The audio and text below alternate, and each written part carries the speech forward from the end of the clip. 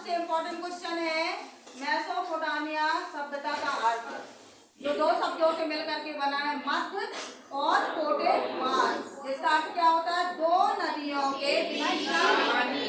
अब देखो ये दो नदियां दिख रही हैं तुम लोगों को, ठीक है?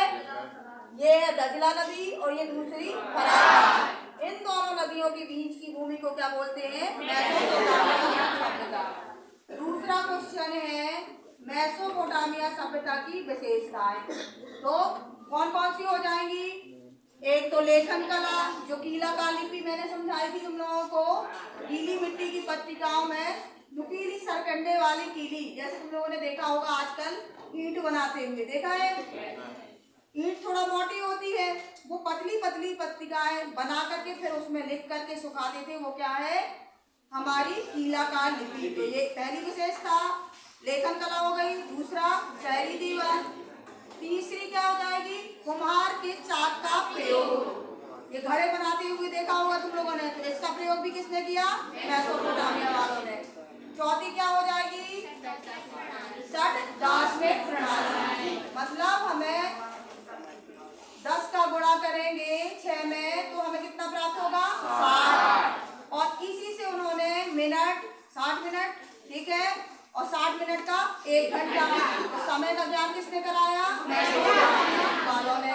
फिर और अगली विशेषता क्या हो जाएगी? हम्मुराबी की लिपि, ठीक है? तो इसके बारे में बता दोगे। तो 10 में से कम 5 विशेषताएं तो लिखनी है, और हम 10 आराम से लिख सकते हैं। तो अब मैं तुम लोगों से पूछूंगी, पहली मेसोपोटामिया की विशेषता शहरी जीवन, दूसरी लेखन कला, तीसरी कीलाकार लिपि का प्रयोग भी लिख सकते हो, षट दार्शनिक प्रणाली भी लिख सकते हो, चौथी कुम्हार के चाक का प्रयोग, पांचवी हम्मुराबी की विधि संहिता, छठवीं बेटा जिगोरात पढ़ा है ना, ये भी एक विशेषता हो जाएगी। और 7वीं वारकाशीस की मूर्ति मिली थी ना, ये भी एक विशेषता हो जाएगी, ठीक है? तो कल मैं ये सब तुम लोगों से डिटेल में लिखा हुआ देखूंगी, कितना अच्छा लिख करके लाते हो। जो मैंने लिखवाया है वही कल तुम लोगों से पूछूंगी भी, ठीक है?